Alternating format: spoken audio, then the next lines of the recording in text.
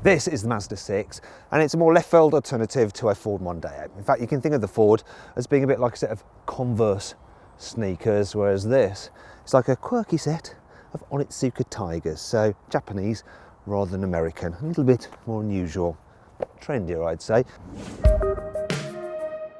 Mazda has recently updated the 6 to make it look even more gorgeous. I think it really stands out. This is the top of the range GT Sport now version. So it's got all the bells and whistles. It's a really, really attractive car, don't you think? There is something you really need to know about it though. That's why I'm starting at the boot. You see, this car is a saloon. You can also get it as an estate, but there's no hatchback version. Still, the size of the opening is all right for a saloon, and the size of the boot itself is fairly decent. It's just that loading things in and out is always going to be harder than in a more accessible hatchback. There is a bit of a boot lip as well, but it's not too bad.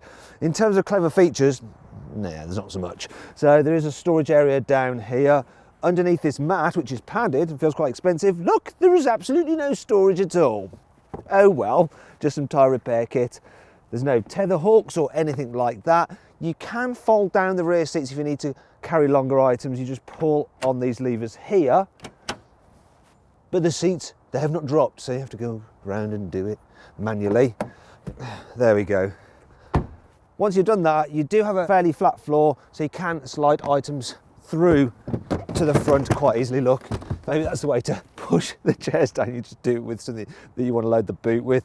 When it comes to shutting the boot, don't worry about getting your hands dirty, because there is a little handle on the inside here, which is really useful. Let's just walk around to the back seats. I can illustrate this now. It's really annoying though, this central seat belt snags. It'd be better if it was mounted on the seat back. At least the door openings are quite large, which is handy when you're trying to get your suitcase out of the way, or for when you're trying to fit a child seat. So right, space in the back. Now, I've got that chair in my usual driving position. Knee room's really good. Foot room's decent as well. Look, I can slide my feet underneath the seat in front, so you can stretch out a bit more. The only issue that you might have if you're over 6 foot tall is that headroom. Look, if I'm sitting up dead straight, my head's almost touching the roof, and I'm just over 5'10". It's not the greatest. Now, if you need to carry 3 in the back at once, it gets a little bit worse as well. Yes, there's no big hump in the floor. There is a bit of a ridge, but it's not too bad. So there is plenty of room for everyone's feet, but then you really see the problem with that sloping roof lines, and it's not great for the person in the middle. Kids will be fine though, absolutely fine. And they're like this, look. The rear windows, they go all the way down. It's just a shame the ledge is a little bit high, so real small kids might struggle to see out of it. Now, one thing I can't complain about is this, look. The rear seat bench is just so deep, so you get lots of under thigh support. In fact, the seats are super plush on this car because it's the top spec. You've not only got this lovely leather, but you've also got these shiny bits of trim on the seat all the way in the back. In fact, quality back here is lovely. For instance, check this out. The seat backs are leather. You've got that silver trim again there. The pockets on the seat backs, they're really expensive, feeling like you can put your iPad in there and it'll hold it nice and secure. It doesn't flop around. There's some air vents here. They might be wondering, where the heck are the USB charging ports? Well, I'll show you. In here, if I flip this up, they are there. That's pretty clever. Got some extra storage here. The buttons for the heated seats as well, and then you've got your cup holders. Look, there. Although, yeah, they're not great, are they? Also, what's not great is this, look. There's no little tab to pull this out, so you do have to like dig in there with your hand. Another thing to point out is this, look. So the coat hook is here, so if I hang my coat up, it's just going to be like dangling against me. They're much better if they're mounted here like they are in most of the cars. The lighting system in the back, not ideal. Sort of illuminating my knees, not my book, which would be there. Now, like I said, this is the range topping car. So it's got lots of equipment. And the first thing to note is the quality of the interior. I mean, look at the dash design and this two-tone effect we've got here. Now, if you don't have the light leather interior, then you don't get that. I mean, it's completely up to you. But generally, the quality is lovely. I mean, I like the way you've got this strip in, it runs round into the doors. You've got these wooden inlays here on the dash, on the doors as well.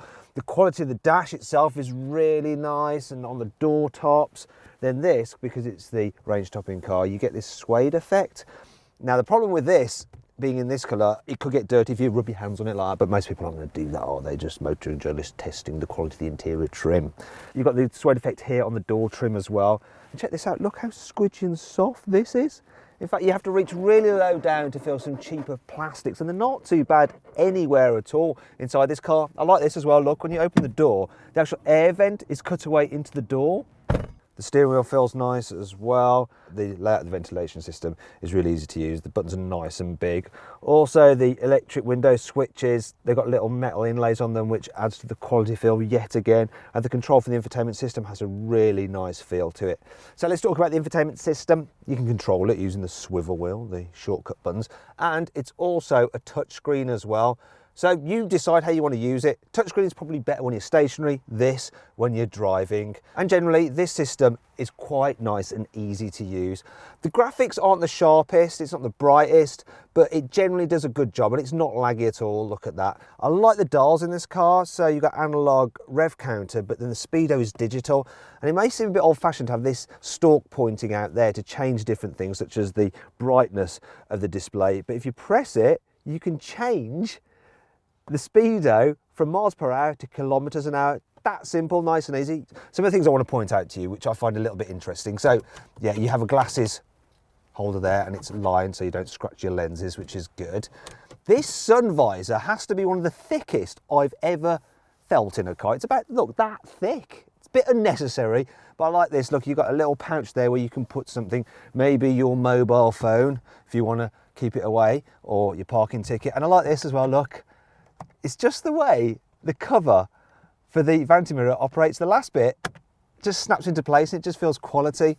And of course you can have it to the side like that to stop you getting blind when the sun's over there, and it is big enough to work. This one's also got a frameless rear view mirror, which looks very, very posh. But then you've got this, which is odd. So this guy has a sunroof, yet to open the blind, it's manual. But why not? Look how easy that is. Why would it need to be electric?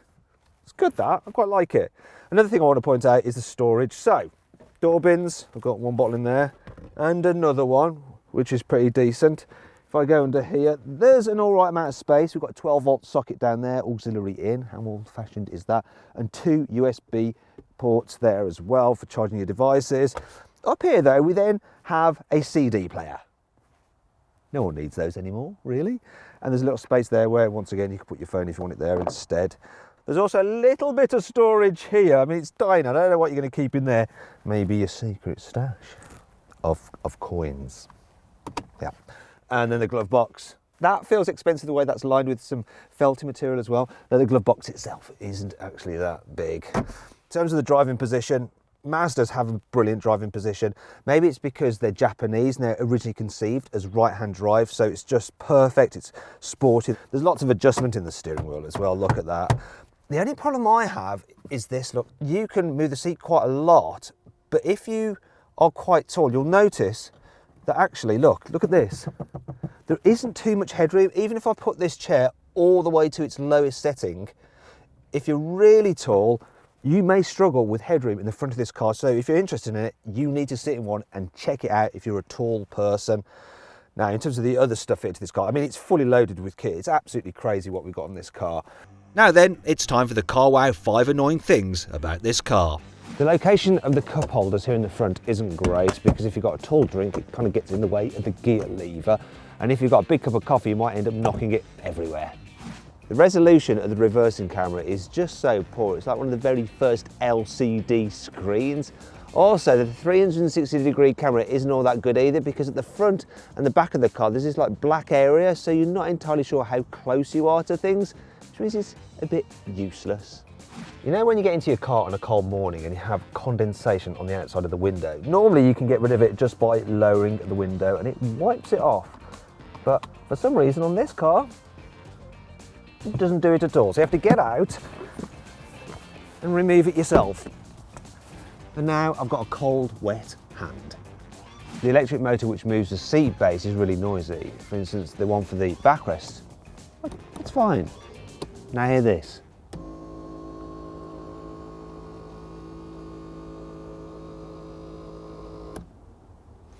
Rather than have the fuel filler cap automatically open when you get out of the car and the car's unlocked, or have it on a neat and tidy electronically operated button, it's actually on an old-fashioned cable-connected lever to the filler cap itself. How old-fashioned is that? Thankfully, this car has plenty of cool features to help make up for all this.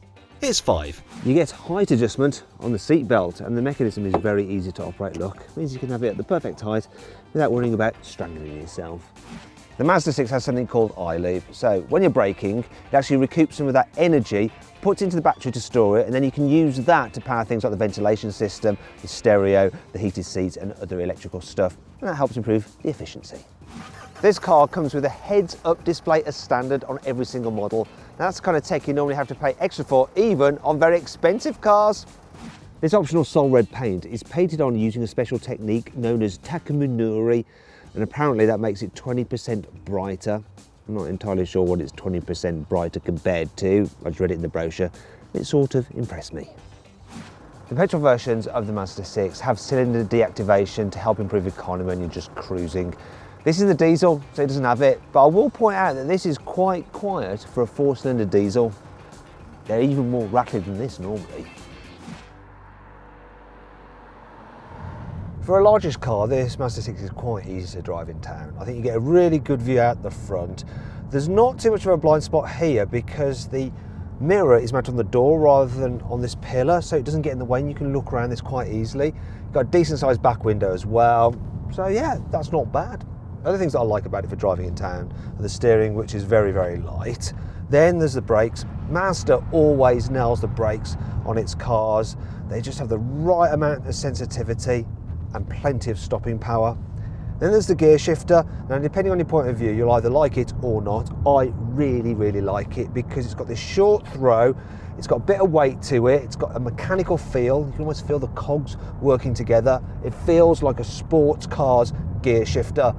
However, you might prefer something that's just a little bit easier and a little bit less involving.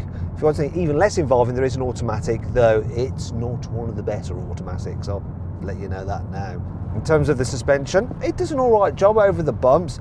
On bigger wheels, such as this car's got, it's on 19-inch alloys actually, it does fidget about a bit over broken surfaces, but the faster you go, it just starts to smooth out and calm down a bit. And for cruising on the motorway, this car is pretty good. You do get a bit of wind whistle from up here, but not too much tyre noise, so that's good, makes it relaxing. Seats are blooming lovely. You can do loads and loads of miles in them. The engine, the 2.2 diesel engine that you get from Mazda is great. It's smooth, it's punchy. This one has over 180 horsepower, and it just feels fast. Great for overtaking, great for towing, and I'm getting great economy, almost 48 miles per gallon, and I haven't been driving this car particularly sedately either. If you're going to get this car, get this engine. Don't bother with one of the petrols, they're either too weedy or the 2.5 is too expensive and too thirsty. Now though, we've come to some twisty roads where you think a Mazda's going to excel, and it does actually go around the corners all right, but it's not quite as good as I expected because the steering, it doesn't feel like it's connected to the front wheels. No idea what the front wheels are doing, which is a shame really, because when you start to push this car hard, you want to know what they're doing because they start to run out of grip and it doesn't hold on in the corners quite as well as you might think it does. For instance, a Vauxhall Insignia Grand Sport does actually grip better. It's all right though, for most people, this will be fine.